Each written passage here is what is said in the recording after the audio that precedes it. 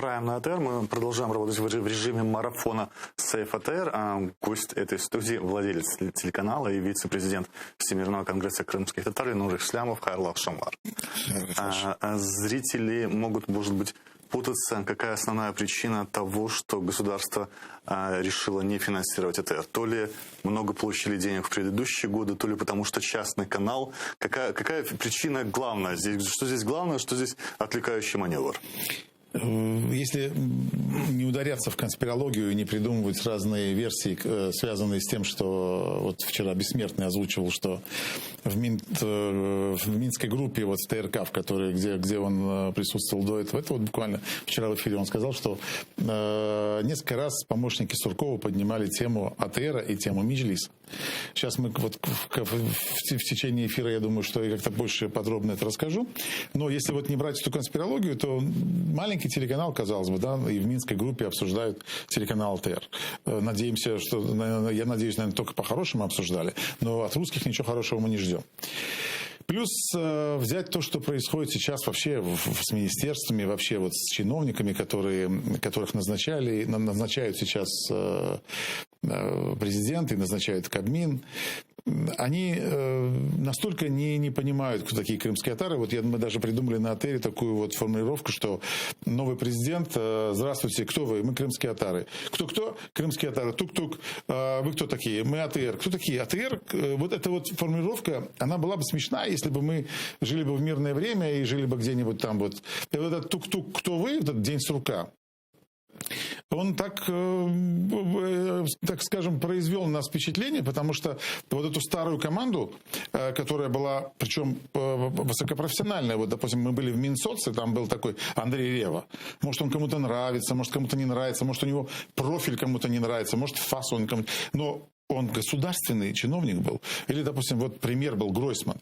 Он тоже кому-то, может быть, нравится или не нравится, но он помощник, нам не нужно было там много объяснять, кто мы такие. То есть и зачем нас надо поддерживать, и кто такой Мустафа Джемилев, и зачем вообще мы должны вещать на Крым. Но сегодняшние назначения, я к чему клоню, они нам непонятны, они настолько неосвечены и настолько вообще не понимают, зачем Крым.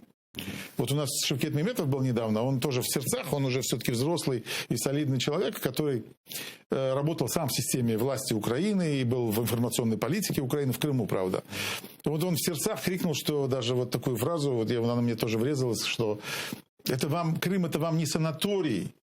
Я всегда говорю, Крым это вам не чебуреки, потому что очень многие говорят, вот жалко, я был в Крыму, вот в Ялте. Были чебуреки. Да, и вот в Ялте, там где-то я вот ехал, и там такая была чебуречная, и вот я по ней скучаю. Вот кто-нибудь из нас, из крымских татар, скучает по какой-то чебуречной в Крыму? Есть какой? У нас нет этих чебуречных в голове, у нас вообще, мы не про чебурек вообще. То есть у нас совершенно, это вот родник, я вспоминаю родник, который дедушка сделал. Я хочу пойти к нему в кладбище, постоять, подумать о нем, повспоминать. Я хочу в свой дом зайти. То есть я хочу вот поставить дерево, которое я сам сажал. Там, вот мне отец отправляет фундук с дерева, которое я посадил уже с моего огорода. Это совершенно другое отношение к земле. Это совершенно другое отношение к Крыму. Хотя Крым это для кого-то курорт, потому что они летом приезжали. А кто в Крыму живет, что знает, что зимой Крым это не курорт. И там и ветер, там и снег, там и слякоть, и все такое прочее. Отсутствие газа, отсутствие дорог. То есть это совершенно другой Крым.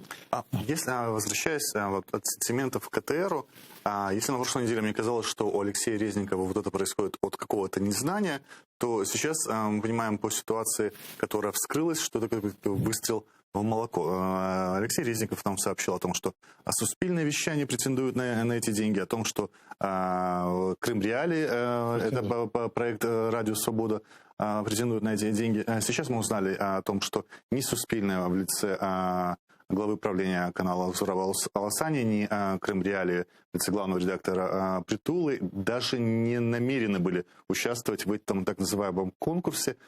И таким образом Алексей Резников сам подтвердил фактически то, что он инициирует вот это вот размывание и исчезновение АТР из государственного финансирования. Зачем это? Если брать саму вообще задачу, которая есть, если мое мнение, это многие депутаты тоже говорят, это за то, что вы в оппозиции. То есть наши лидеры в оппозиции. Если ты вот так вот возьмешь вот эти вот 2 года сегодняшние, да, вот, которые уже мы с тобой здесь находимся, мы видим, что статус уполномоченного по делам Крымской Татар, он упразднен. Сначала они как-то с ним заигрывали, говорили там вот пишите пропозиции, там какие-то давайте предложения.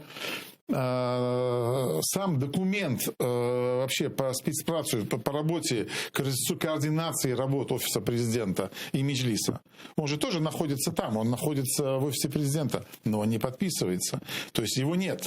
Статус крымско-татарского народа как коренного народа Украины. Зеленский об этом говорил в самом начале, если помнишь. Сулейман, наш атошник, нашел его где-то там вот, и вот у нас есть кадры этого всего. Он тоже пообещал, я все сделаю, если это вам надо. Это не нам надо, крымским татарам. Мы, чтобы ощущать себя коренным народом, нам не нужна бумажка какая-то там, где будет это написано. Хотя это тоже важно для поколения и тех людей, которые боролись за это. Нам нужно, чтобы мы могли с этим инструментом бороться на международных площадках.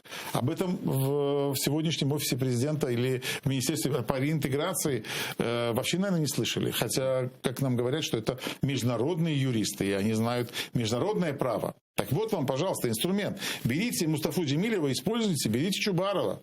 На сегодняшний день Чубаров вообще выброшен вообще просто на обочину. Он на скамейке даже не запасных, а он на обочине.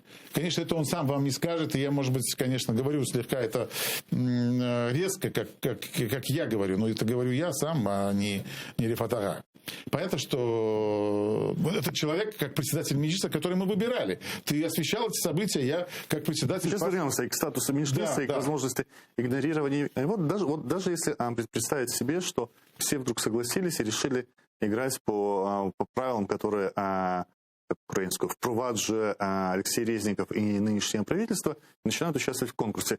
Как себе представляют себе чиновники эти конкурсы? То есть, например, в 2021 году выиграл АТР, АТР вещает, потом в 2022 году выиграла Черноморка, АТР всех уволил, Черноморка всех набрала. Этот проектный способ деоккупации, это как он будет выглядеть? Цинизм этой истории такой. 2 телеканала беженца, да, и Черноморка, и мы. Я не буду сейчас говорить о каких-то этих там именно коммерческих составляющих, хотя нам говорят, что вы приватные телеканалы, там вы приватные телеканалы. Я вот это сразу хочу забить, что если бы это был не частный телеканал, его уже убили бы давно.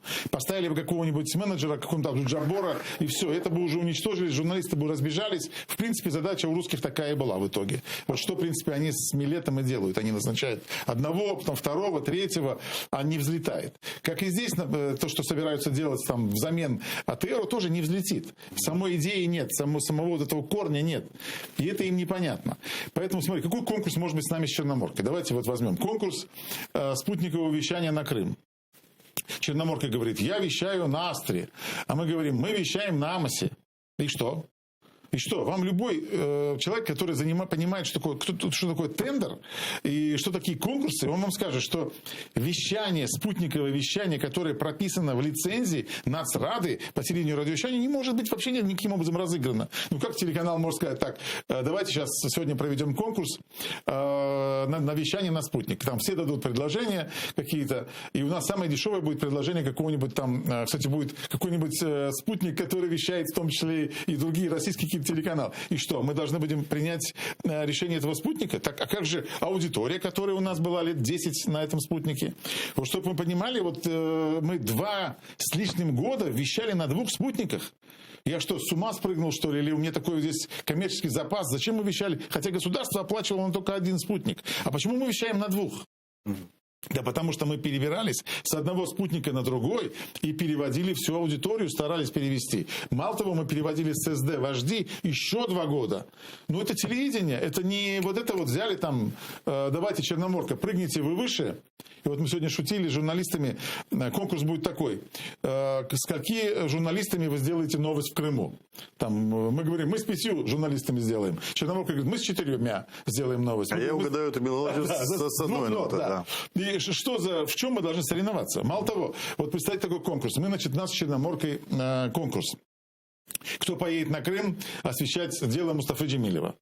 Почему нет? Такой же конкурс возможен. Давайте проводим конкурс, регистрируем конкурс, получаем вот это положение о конкурсе, регистрируем. И кто? Да он метра не проедет, этот журналист, в Крым, когда он будет пересекать эту админ-межу. Потому что для России это государственная граница. Это не бирюльки, которые там конкурсные, которые собиралось играть Министерство реинтеграции.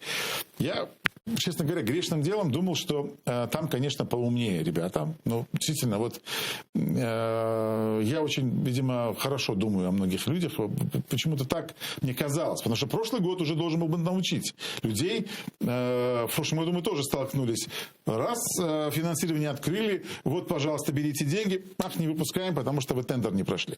Но там формально казначейство было право, потому что есть коллизия. То есть, получается, субсидию выделили, но вы внутренний конкурс, внутри мы должны были провести. Внутренний должны были прописать сами положения, провести конкурс, и этот конкурс мы должны были сделать. Но это что Бородянский нам предлагал? Ну, действительно, вот Гульнару Бекирову взять. Да, это историк, который ведет историческую программу. Давайте мы объявляем конкурс, кто еще делает такие передачи. Да? Вот. Никто не делает. Никто не делает. Мы сегодня это обсуждали. Или, конкурс мы должны сделать. Или переводчики крымско-татарского языка. Это мы должны сделать. То есть мы делаем конкурс с одним участником. Есть такое положение. И мы этот конкурс с одним участником все равно должны были сделать. Мы сделали все это. Ну вот как хотело, в принципе, казначейство, и их тоже понять можно. Они люди, которые в рамках действуют, в рамках бюджетного кодекса, я понимаю. Но конкурс, который придумал Резников, это прийти к беженцам, сказать: так, вставайте, вы там в таком положении находитесь, но вы должны еще друг у друга этот кусок хлеба отодрать, потому что у нас бюджет такой скороченный, мы вот можем дать только одному или двум. Вот так. Или, допустим, сказать: так, в этом году вещает Черноморка над спутником, а на следующий год вещает АТР спутником. Ну, например. Например, да. Дело в том, что эти конкурсы, эти бюджетные счета, по которым идут там услуги, это, по-моему, размывание, на самом деле, главной проблемы. А проблема это в том, что это циничные ответы, я нашим зрителям пытаюсь объяснить. Вы знаете, есть такие лакмусовые бумажки цинизма, по которым можно понять, вот дальше стоит общаться или нет. Как у Зинаиды Гиппиус, если надо объяснять, то не надо объяснять. Когда говорят, что крымским татарам зачем автономия, есть еще болгары, греки, немцы, вот по сотому разу объяснять, что есть национальное меньшинство, у которых есть собственное государство и реализация, а есть крымские татары коренной народ, и это международное право, это другой вопрос. Те люди, которые поднимают обычно, вот таким образом ставят вопрос, они прекрасно осведомлены и прекрасно отличают, где коренные народы, где национальные меньшинства, где субэтнические группы. То же самое касается АТР, когда речь идет, это частный канал, и Черноморка это тоже частный канал. Так случилось, что эти каналы, которые имеют свою историю в Крыму, они оказались изгнаны оккупантами с полуострова. Но дальше, когда мы выходим за рамки частного канала, и нельзя здесь кому-то ставить вину, что это частные каналы, здесь разыгрываются две разные истории. Черноморка, как и некоторые другие медиа, например, Центр журналистских расследований, они должны быть поддержаны государством в рамках программы деоккупации, то, что произошло с СМИ, которые были вытеснены с украинской территории. Что касается телеканала АТР, телеканала детского Леле, о котором забывают очень часто люди говорить о том, что там 210 миллионов за 5 лет потратили на АТР. Это еще и телеканал для детей. Это и радио Майдан. Здесь оккупация, не оккупация. Это СМИ коренного народа. Украина присоединилась и поддержала, и подписала эту конвенцию ООН о поддержке коренных народов, о правах коренных народов, в котором черным по белому написано, что СМИ коренных народов имеют право на государственную поддержку вне зависимости от формы собственности. Потому что так может случиться, что у этого коренного народа нет больше других своих национальных СМИ. И даже если бы не было оккупации, государство обязано было бы поддерживать такие СМИ. Хотя в годы, когда вы имели свой бизнес в Крыму, могли поддержать за счет смежных бизнес в АТР, вы никогда не обращались, да, за господдержку? Нет, таких мыслей, слава богу, не было. И в жизни я бы это в гробу это все видел бы, это все бюджетное финансирование, потому что это вырванные годы. Если это так собирается продолжаться, конечно, лучше это отрезать раз и навсегда и вещать по-другому. Потому что то, что мы из года в год проходим, я-то ладно, уже все-таки 55 лет мне уже исполнилось в этом году, но чем мотивируем молодых, потому что мы в этом возрасте уже должны воспитать преемников, должны воспитать поколение, которое уже пойдет за нами, потому что мы уже оглянуться не успеем, в принципе, уже там 65 и уже 70, и все, это вот уже буквально завтра. Где то поколение, которое идет за нами? Ну, вот то поколение, которое Алим, которое вот Муслим, Гульсум, Шевкет, Рома, вот это вот все поколение, которое там Уряне у нас есть, там вот этот Фикрет, Руслан, это поколение, которое вырастили вот мы здесь на АТЭ. Это как вот, это не телеканал просто, это не просто телеканал детский Ляле, который 24 часа вещает на Крым и вещает крымско-татарской мовой, крымско-татарским языком. И это не радио Мейдан, которое вещает на Крым крымско-татарским языком, тоже 24 часа. Нет, мы Министерство культуры. У нас здесь издательская есть лицензия. Она у нас в Крыму была, и мы издавали книги в Крыму, потому что у нас была возможность это делать. Здесь за столько времени не издано ничего. Ну, вот мы переиздали «Возглина». Даже сам Мустафа Джемилев, когда говорил, эта книга должна быть в каждой украинской библиотеке. Где эти библиотеки, которые забрали эту книгу? Никто не забрал. То есть это крымско-татарская история, она же история и Украины. Об этом сам Валерий Евгеньевич Весглин сказал. Это гигантский труд, который написан был этим академиком уже, да, которого лишили потом всех статусов за то, что он связался с крымской татарами. Вот это, эти такие огромные массивы, или, допустим, картины Рустема Эминова, вот эти репродукции, которые права тоже принадлежат здесь. Хайтарма, фильм, который снят был Ахтемом Ситаблаевым, но при поддержке телеканала АТР и внутри продакшн, студии Харбаба Продакшн, телеканала ТР. Это огромное министерство культуры. По идее, художники, которые есть у нас в Крыму, там Трасинова, да, или Алимага, там, это те люди, которые тоже, они которые работали с нами вместе и делали передачи, писали картины. Это тоже, и, слава богу, вот Бородянский был такой более шустрый в этом вопросе, и у Трасинова исполнялось 80 лет. И я попросил, позвонил, говорю, давайте быстренько там подготовьте. Обратились в Союз художников. Союз художников быстренько сделал вот эту вот подяку огромную, поздравление, цветы. И это все, и подпись министра культуры. И быстренько мы отправили, Шевкет Ага вручил утром. Прям вот это вот буквально вот с пылу с жару. И Зарима Ханум аж обомлела, потому что как так вы помните там на материке, помните о том, что я здесь. Так это важно же. Это важно даже не для нас с тобой, Осман, хотя это тоже для нас, это важно вот для Муслима и для Гульсум. Потому что, ну, какой мы им пример показываем? Вот сегодня мы боремся, как в этом фильме «Гараж» за место под солнцем. Да нет, у нас место есть в Крыму. Мы боремся за то, чтобы Украина стала Украиной. И чуть-чуть получается, да, конечно, мы бьем по имиджу Украины, но мы его подправляем. Потому что, нельзя нельзя государством играть в эти игры, потому что мы коренной народ. Это очень чувствительная, тонкая материя. Нельзя выбрасывать председателя Меджлиса с пробега вообще. Мы за него голосовали. Это унижение моих прав, это уменьшение моих прав, это унижение моего народа, потому что мы за него голосовали. Он не переизбран, председатель. Нельзя при лидере Мустафе Джемилева, крымский татар, говорить, ну вот давайте, вот вы на эти деньги претендуете. Мустафа Ага же был с нами. Но вам нужно пройти конкурс. Мустафа Ага что должен еще сделать для Украины? Что он еще должен сделать? В каком конкурсе он должен доказать то, что он Мустафа Джемилев?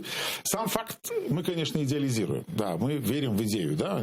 Идеалист – это тот, кто верит в какую-то идею, хоть в одну. Мы верим в идею, что в этой стране мы сможем состояться, и эта страна сама сможет состояться. Мы чудом прожили вот эти вот там 3, 5, 7 лет, которые сейчас мы здесь находимся. Эта страна чудом не оккупирована полностью, а оккупирована только часть. Так мы здесь для того, чтобы деоккупировать. Мустафа Ага здесь для того, чтобы деоккупировать.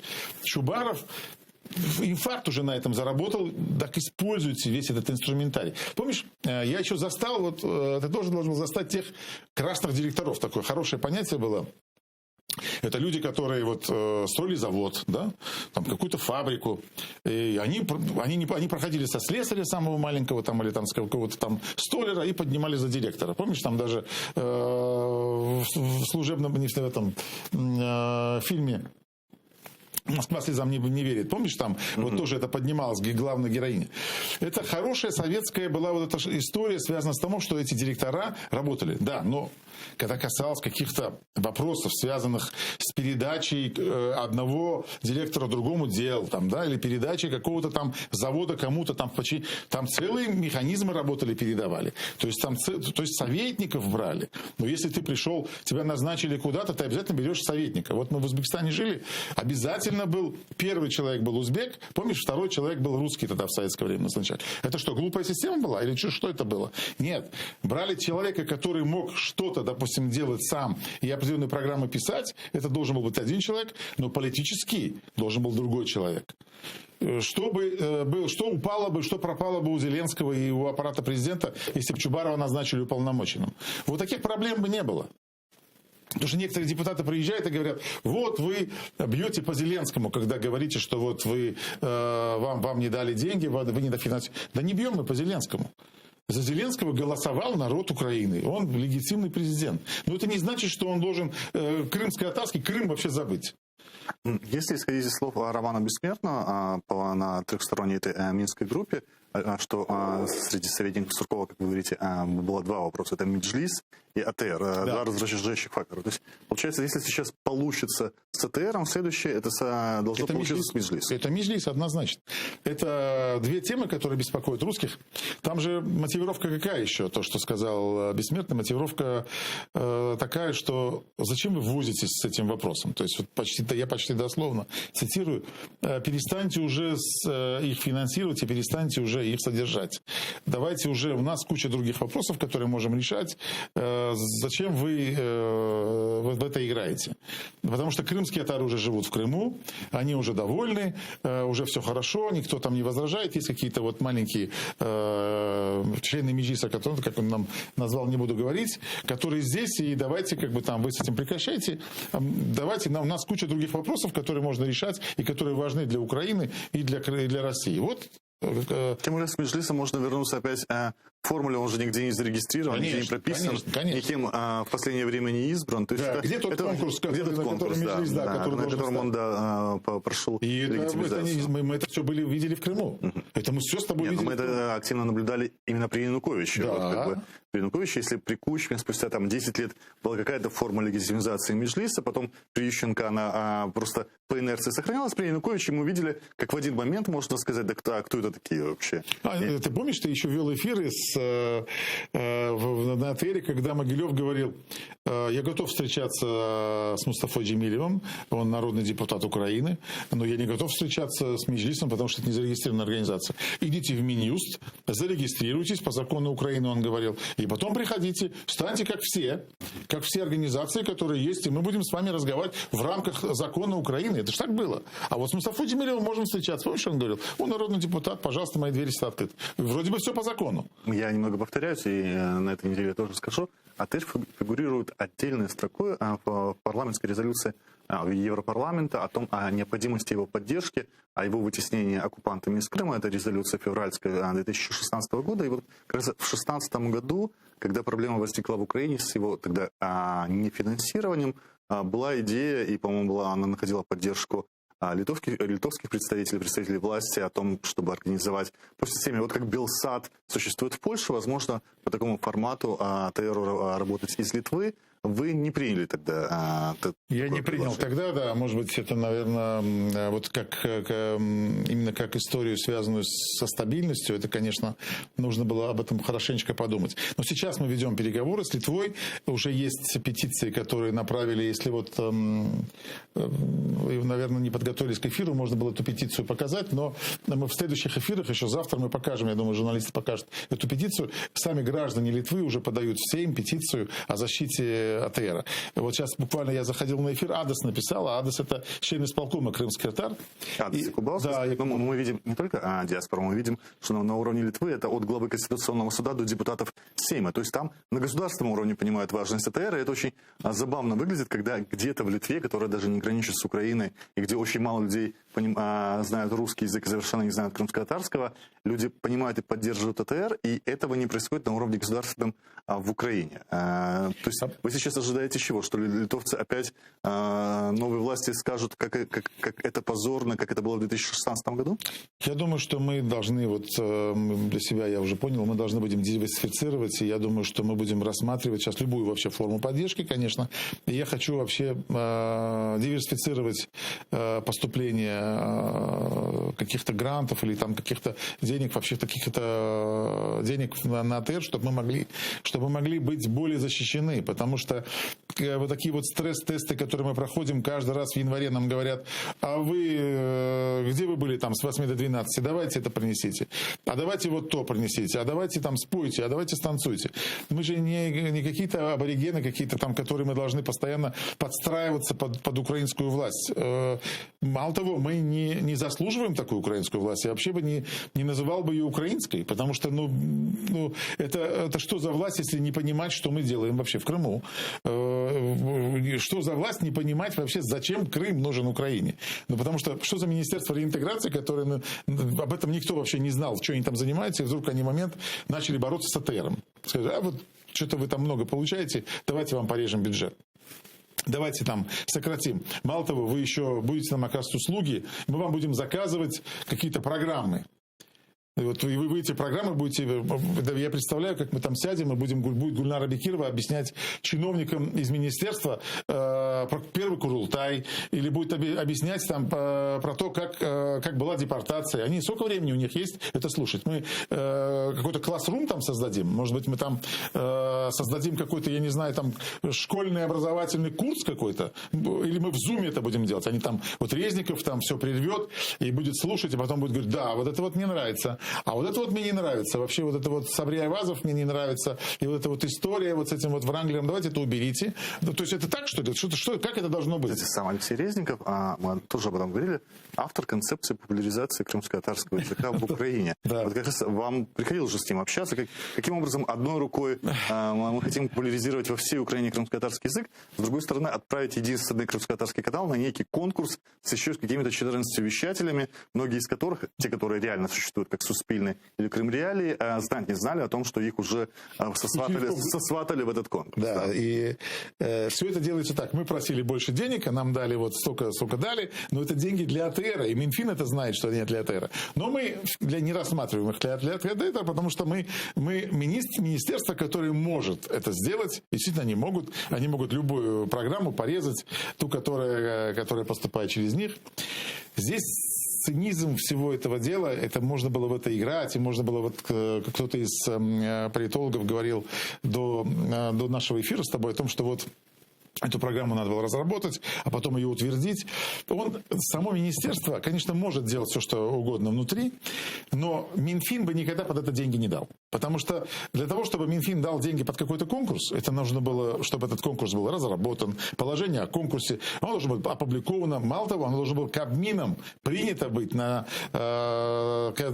сессии Кабмина, и потом оно должно практически попасть в зал, да, так называемый. И уже когда были бы претенденты, потом Минфин, все это посмотрев, мало того, еще должны быть договора разработаны. И Резников это как юрист не может не понимать. Договора, которые будут означать, какие правила этого конкурса. Потому что любой, кто в Украине связан с тендерами и с конкурсами, знает, что это полная вообще вакханалия. Одна из самых коррупционных моделей распределения денег, на самом деле, тендер. Тендер, да. Поэтому толкать крымский татар на тендер, чтобы нам еще какие-то там скарги, и чтобы нас водили по кругу, а это любой, кто с этим связан, знает, как это работает. Как она работает в одну сторону, как это работает в другую. Целые институты есть поддержки этих всех историй. И это до нас еще придумано. И поэтому нам еще и заниматься этим. Есть очень хороший фильм документальный про Кима Филби. Помнишь, это «Кембриджская пятерка»? Это же прям классика жанра. Вот если вот конспирологию чуть поиграть, так что ему стояла задача у КГБ? Он же русский разведчик, англичанин по национальности, был же вторым человеком в английской разведке. Это же огромный провал вот этих 40-х, 50-х, для британской разведки, потому что у них был инициативник, который был завербован и который стал вторым человеком в Ми-6. Или там, и этот человек работал на русскую, на советскую разведку. Так, одной из задач, которая была поставлена, основной, Не передача каких-то там данных или копии каких-то документов, нет. А забюрократизирование системы работы самого министерства. То есть этим разведчикам, которые там работали, что-то делали, им ставили задачу: давайте вы там принесите этот отчет, а вы принесите вот этот отчет, а вот здесь у вас там это вот там, давайте то. И вот эта вот бюрократическая система, которая фактически останавливается, она сковала. Когда сохраняется процесс, нет результата, результат не нужен. Потому что сам процесс становится важным. Все, ты уже не думаешь о результате. Вот здесь игра в процесс. Игра в процесс, да. А как влияет эта ситуация? Ну, я-то знаю ответ, но хочу, чтобы вы озвучили. Для тех крымских татар, которые и проукраинских граждан, которые остаются в Крыму. Ведь они уже второй год подряд, а если говорить о 2016 году, это в третий раз, как Денис Сурка, наблюдают странную ситуацию, когда тот канал, который та же Валентина Самар называла наш CNN, который показывал все преступления российской власти в 2014 году на протяжении месяцев, да, и о том, что это не было мирный переход в родную гавань. Именно благодаря кадрам АТР фактически восстановлено было преступление, которое совершалось тогда. И эти граждане сейчас наблюдают, что с АТРом происходит здесь. Вот как это мотивирует людей в Крыму? Ну, это работает, на самом деле, на демотивацию, это однозначно, и люди теряют веру. И от нашего лозунга вот «Умут вермек», это давать надежду Крыму, вот прям вылетают буквы, отлетают буквы, потому что, ну, какую надежду мы можем с вами сейчас вселять в граждан Украины, которые остались в Крыму и которые хранят украинский паспорт, если мы сами здесь на птичьих правах? Мы все здесь на птичьих правах, и не только мы, и Меджлис в том числе, и весь крымско-татарский народ. То есть за 7 лет тех чаяний, которые требовал народ, который 30 лет народ отстаивал и защищал, и проводил курултай, митинги, все это фактически прям не выброшено за борт, а подвешено. Вот если выброшено за борт, это было бы совсем ужасно. А подвешено. Просто подвешено в воздухе, как какой-то шарик, и все, и мы висим. А народ не может быть шариком, народ не может быть подвешенным. Народ должен знать, что делать. Должен быть правильный месседж. С народом надо разговаривать. Кстати, когда пришел Зеленский, я думал, что он как все-таки человек, который ездил в Крым, имеет там собственность в Крыму. И как-то мы же с тобой с ним встречались, когда он был просто простым, простым продакшн-меном. Ну, не простым, но в любом случае он производил впечатление очень такого простого и такого быстро коннектного человека. Что сейчас стало с этим человеком, я не знаю, но он мог же общаться с Крымом. И он мог посылать месседжи в Крым, не такие, как, что ж, там до меня никто не занимался Крымом. Или там, как там, или в Верховной Раде, там, когда он пришел, сказал, там, вы все воры, там, что-то нечто подобное. Он сказал, там, вы все там коррупционеры. Но там есть люди, которые не были, наверное, коррупционерами, наверняка. И мы знаем этих людей, которые, там сидел Рифат Чубаров. Ну, какой коррупционер Рифат Чубаров, если мы знаем этого человека уже столько лет вообще. И это вообще человек не про деньги совершенно, кто его знает. Там сидел Мустафа Джемилев.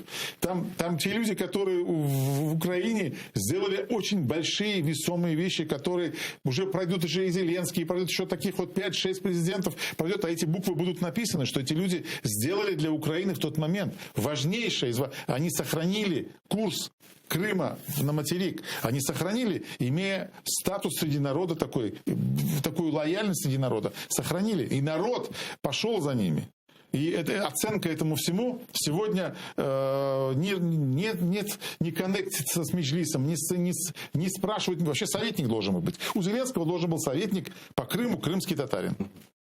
И не какой-нибудь где-то там, которого он взял, просто потому что там ему... Нет, он должен быть статусный, кому мы доверяем. Вот мы скажем, да, этому человеку мы можем доверять. Вот если Осман Пашаев там был бы, или был бы Рифат Чубаров, то мы бы сказали, да, это не будет висеть топонимика столько лет. Вот так, раз по щелчку, и примите топонимику. А вот Осман Пашаев уже об этом молчит, потому что он уже устал получать как бы там за это шишки все. Но по идее это же вот так вопрос решается. Но это то, что говорит Павел Казарин, это то, что не требует никаких даже вложений. Абсолютно. Это то, что бесплатно, но это то, что может привлечь и людей, которые живут в оккупации в Крыму, и крымских татар, которые на материке, и понимание того, что Украина движется в этом направлении. Топонимик это как раз один из самых таких самых простых решений, которые были бы возможны, но мы видим, что это же символическое было бы решение. Конечно. Это то, что раздражает русских. Конечно. Это, наверное, прежде всего то, что невозможно. Это такое простое решение, казалось бы, и то сделать не могут. Это те индикаторы, которые говорят о том, что, как бы мы не хотели говорить о том, что конспирологическое мышление это все для трампистов и прочее, мы видим на самом деле, как вот эти вещи русской пропаганды, они пока хорошо еще уживаются в Украине. Давайте с 2016 года. В 2016 году речь шла чуть ли не о восстановлении автономии, ибо создана была Порошенко рабочая группа. Сегодня не то, что речь не стоит об автономии, сегодня речь стоит о том, чтобы АТР отправить на конкурс. Это мы в таком постепенном регрессе. Да. Когда... А следующее будет Меджлис. А потом нас надо будет всех посадить, по идее. То есть, по идее, то, что мы требуем крымско-татарскую автономию в составе Украины, это тоже сепаратизм. И по идее, если посмотреть по закону, и что на самом деле мы говорим, мы требуем автономии Крыма. Никто не будет читать, там они же далеко даже не считают, что Крым и так автономия. Он и так автономия в составе Украины. Только де юре фактически, да, это российская автономия, да. Но это же вот эти вот нарративные месседжи, они же забиваются, в принципе, в головы не только АТРом, они забиваются всем остальными. И мало того, что это сейчас для телеканалов это не монетизированная территория, она вообще никаким образом не берется в расчет. Это огромный провал, причем теми людьми, которые должны были за государственную национальную политику информационную отвечать. Причем растет целое поколение в Крыму, которое вообще Украину не знает. Вообще они уже получили с первых их паспорт уже российский, псевдо-российский, это АСВайс, и они уже там находятся, они уже учат российские законы. И мы вместо этого ударяем по ним тем, что мы, давайте еще отключим вам телеканалы украинские. 80% телеканалов украинских это не АТР. Это 1+1, это Украина, это ICTV, это СТБ. Это те телеканалы, которые вещали на Крым всегда. И люди смотрели, они привыкли, они слышали украинский язык. Они слышали политиков, кто-то нравился, кто-то не нравился, но они были в курсе того, что происходило. Их нет сейчас. А святое место пусто не бывает, оно забивается другими. Вот кто сейчас, они говорят нам про Донецк. Да, чтобы вещать в Донецке, никаких 50 миллионов даже не хватит. Никаких. Это кто был в этой зоне, даже военные все слушают российское радио. Потому что украинского радио нет. Это маленькие очаги, там есть армия ФМ, которая тоже перебивается на хлеб, на воду, хотя является государственной, как бы, да, но тоже на самом деле как бы добивается места под солнцем. Хотя, вот, пожалуйста, опять же, инициативные люди. Все, другие радиостанции нет. Херсон возьмите. Да вы до Херсона, до кольцевой дороги будете слушать российские СМИ будете слушать, потому что с той стороны каждые 15 минут вдалбливают в голову, причем берут политическую повестку Украины и разжевывают ее на русский, так скажем, лад, определенно четко. Генический район, там я уже не говорю, там на Ченгар или там на Алексеевку, она просто пронизана, как голландский сыр, русскими радиостанциями. Казалось бы, с нашей стороны в национальных интересах было бы заглушить эти радиостанции. Но этим не занимаемся. Мы не занимаемся этим. Мы занимаемся тем, что мы будем глушить крымско-татарские и украинские медиа, которые вещают на Крым. Вот сегодня это выглядит так. А должно было быть наоборот, в идеале. Вы категорически не будете принимать участие в этом конкурсе. Рассматриваете ли вы вариант, что канал может быть закрыт? Может ли быть такое случиться? Мы уже с вами не дети, поэтому я на этот шаг конечно, не пойду. Я, конечно, вынужден буду, допустим, вот какие-то косты порезать. Вот сейчас я рассматриваю вариант, потому что израильская компания провайдер, которая вещает Лале, в том числе, а в холдинге, правильно сказал Осман, что здесь есть и Лале, и Мейдан, который всегда как-то получается у нас на задворках. Это мы как организм все-таки самое ценное стараемся все-таки сосредоточить в информационном вещании, потому что сегодня идет война. Хотя на самом деле и Лале то, что делает, и то, что делает Мейдан, не менее важно. Но мы там сокращаем и все себе собираем здесь. В ударный как бы кулак именно АТР.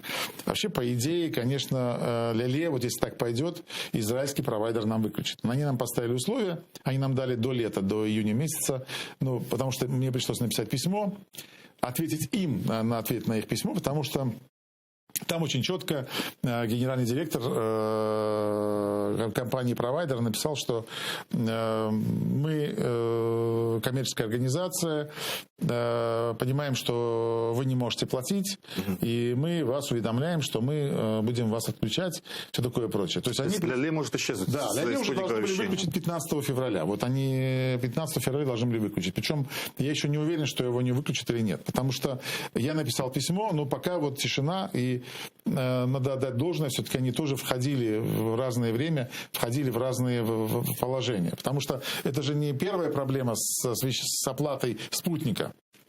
В 2018 году, в 2019 году в конце вообще оплату спутников не оплатило государство, просто взяла и не выплатила эти деньги. А те деньги, которые на оплату спутника одного дали вообще в конце года, причем 29 декабря в субботу.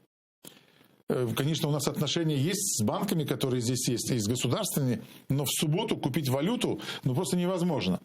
И нужно было придумать, в принципе, есть механизм, как это можно было бы сделать, угнать на другой счет деньги, и потом 3 уже января можно было оплатить этими деньгами, уже купить валюту и оплатить. И получить уголовное дело. Да, и вот когда придет Рахунковая палата, вот здесь уже не будет рассказывать, там вы кондиционер поставили, а кондиционер не входит в студийное оборудование, потому что на нем не написано код технический, который... Это уже будет реально, и это знает любой, кто связан с бюджетом. Поэтому мы эти деньги вернули.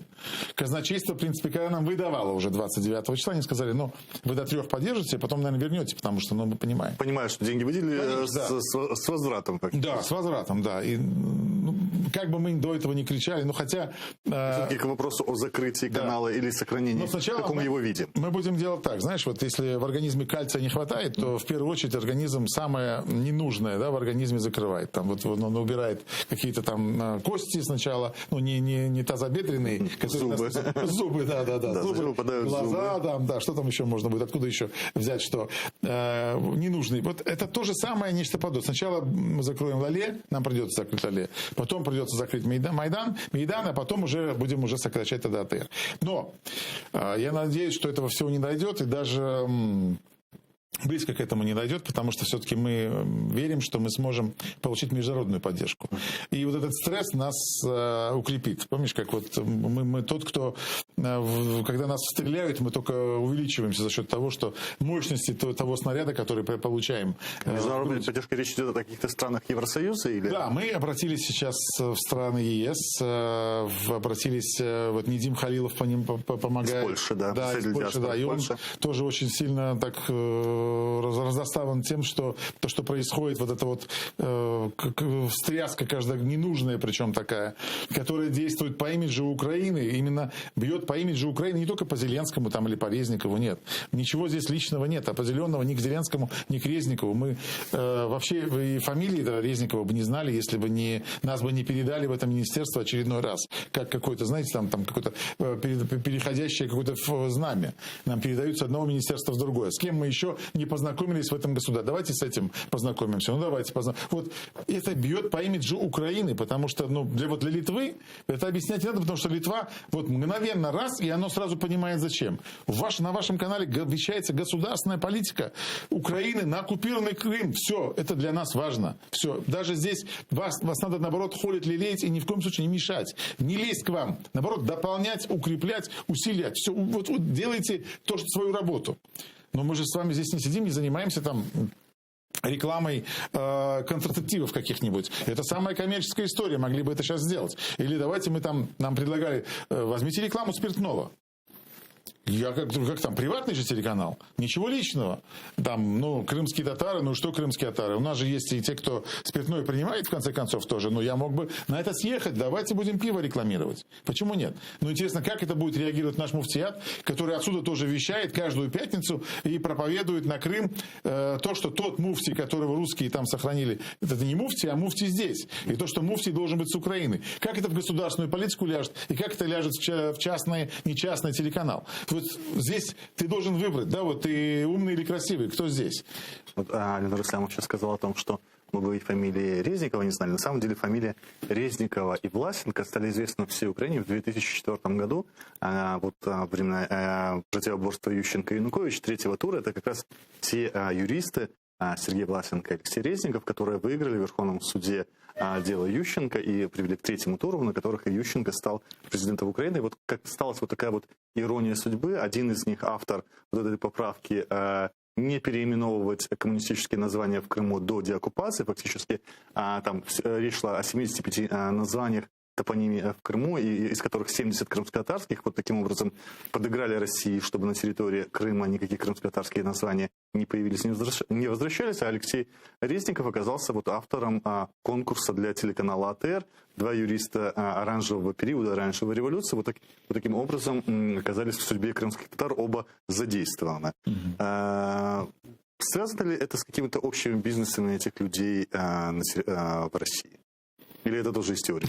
Я думаю, что конспирология вообще это удел слабых, да, как Черчилль говорил. Но я надеюсь, что все это мы вот в эту игру нам не придется играть, потому что я бы вообще больше всего не хотел бы там вот именно в частностях, там, знаешь, там вот Резников там, или там Мирошниченко. Нет. Проблема это то, что это нас задевает. А раз задевает, офис президента должен был отреагировать молниеносно. Он должен был набрать там, неважно, чья фамилия там стоит в строке министр, неважно. Сегодня Осман, завтра Ленур, третий послезавтра какой-то там Игорь, Андрей, неважно. Этот человек должен мгновенно реагировать, потому что это затрагивает национальные интересы. Но если приезжает председатель Меджлиса и лидер крымских татар, и руководитель телеканала приезжает навстречу, и их не слышат, тогда это министерство зачем? Какой реинтеграции территории может идти речь, если к вам приехали люди, которые отвечают за целый народ? Это целый народ, который там и который говорит, и мы знаем, о чем у него есть легитимные права на то, что заявлять международным правом, Резников, которым должен был быть знаком о том, чей Крым. И зачем Крым? И это говорят люди, которые приходят к нему сами, хотя вообще он должен был приехать к Мустафа. Вот я вообще правильно, да, вот у нас все-таки этикет к взрослым людям ходит, наоборот, говорят там Евдеота нас с барарах Мустафа-Лике. То есть это же важно, потому что для нас и это очень тоже важно. Бородянский сам приезжал. Бородянский сам приезжал. Это, вот он уже понимал эти тонкости, да, потому что все-таки взрослый человек поднимается, идет пешком. Он все-таки это уважение. Как вы относитесь к Мустафе Джемилеву, точно так же вы относитесь ко всему крымско-татарскому народу. У нас эфир подходит к концу. Все-таки, если попробовать немного поиграть в те правила, которые предлагает Алексей Резников, вот вам больше всего забрасывают в том, что они хотят понимать, как реализуются государственные деньги на эти программы. У вас есть встречные предложения? Там, создать наблюдательный совет или принять отдельный закон про АТР с тем, чтобы зарплаты, в том числе сотрудников, включить в гарантированную часть финансирования? Было сказано, да, вот какие-то вещи. Что вы предлагаете им, в свою очередь? Я устал предлагать, и это просто бесконечный процесс. Оплата спутникового вещания вообще не должно подвержено быть никаким конкурсом. Это спутниковое вещание входит в лицензию телеканала. Да. Все, это табу. Вот Черноморка вещает на спутнике, вот надо выдать субсидии по 26-10 Черноморке на оплату спутника. Оплатила Черноморка, пришли, отчитались, что вот оплата, вот получается, вот счет, вот получатель, вот отправитель. Все. Дальше. Аренда вот этого помещения. Студии. Оплатили, вот, пожалуйста, вам счет на оплату аренды, все. Здесь нет никаких проблем. Сотрудники, вот они тоже есть, у них у всех есть карточные счета. Дали денег, оплатили сотрудникам всем зарплату. Что может быть проще простого? А не лепить, нам сказали, мы не можем оплачивать сотрудникам зарплату, потому что это не державное предприятие, это частное телевидение, мы не можем напрямую давать зарплату, мы можем оплачивать вот тот спутник, аренду и производство контента. Хорошо, вот, пожалуйста, вам контент. Вот мы сами выбрали, как крымские татары, у нас же все-таки здесь свой совет на телеканале. Если мы с тобой понимаем, что это Гульнара Бекирова, лучше нее никто не сделает историческую программу, да никто, русские пытаются сделать в Крыму, на Код ТВ не могут, до сих пор это не летит, не взлетает. Да потому что таких людей, которые в теме, их единицы вообще бывают в истории, они выстреливают вот так, а мы им говорим так, выстрелили, ничего страшного, давайте вы еще доказывайте, кто вы такой. Это сейчас пришлось бы там, я не знаю, там, Наману Биджихану доказывать, на самом деле, какой он муфтий, или какой он председатель Меджлиса. Или, представь, не дай бог, Гаспринскому пришлось пришлось бы рассказывать, на самом деле, как он собирается, на каком конкурсе им надо было участвовать, чтобы выпускать Терджиман. Хотя у него тоже проблемы с финансированием были, и мы в исторической ретроспективе это видим, что и любое национальное медиа или национальное какое-то издание, оно подвержено определенным нападкам таких вот стран, как Россия. И тогда Россия мешала, и сейчас. И сейчас Россия мешает через то, что давит на определенных чиновников, может быть, не непосредственно прям на интеграции, а опосредованно. Мы уже научились, как у нас говорят, там, «Асрет Япалар», вот это вот, мы знаем, как это происходит. Поэтому тут, наверное, ответ будет проще, когда не знаете, как поступать с коренными народами, открываете Конвенцию о защите прав коренных народов, подписанную Украиной, открываем раздел СМИ и видим о том, что в силу исторических причин коренные народы бывают малочисленны. И поэтому контент, производимый коренными народами, иногда он не может в никаких конкурсах может не участвовать в силу того, что теми или иными проблемами занимается один единственный человек или одна единственная организация, и СМИ может быть одно единственное, и поэтому конкурсы, которые предлагает власть, они просто отдают цинизмом. Это вот все то же самое, что я сказал в начале программы. Это как, когда вопрос стоит о автономии крымских татар, каждый раз говорить о болгарах, греках, немцах, венграх, не понимая о том, что есть национальные меньшинства, которые получили свою государственность в рамках других стран, есть коренные народы, права которых регламентируются совершенно другим образом. Я бы хотел добавить, что поблагодарить тех зрителей, которые вот сегодня в марафоне и вчера, и позавчера вообще вот эти вот недели поддерживали нас. И вот этот ваш голос в лице вот этих вот денег, которые вы присылаете на карточки, очень важен, потому что мы можем оплатить аренду журналистам, оплатить газ, свет, ну то, что является коммунальными услугами на телеканале, это очень важно. Поэтому я благодарю всех вас. Те, которые не могут ничем помочь, вы хотя бы подпишитесь на телеканал в YouTube, чтобы мы могли больше расшаривать наше видео, которое у нас есть. Это я говорю про материковых сейчас украинцев, те, которые понимают, зачем нужен Крым. И что Крым это все-таки не санаторий и не чебурек, а это родина коренного народа, крымских татар. А мы часть этого народа здесь на материке, и мы здесь Крым. Вот как вы поступаете с нами, так вы поступаете с Крымом. Это АСЭ ВТР, марафон. Оставайтесь на нашем канале.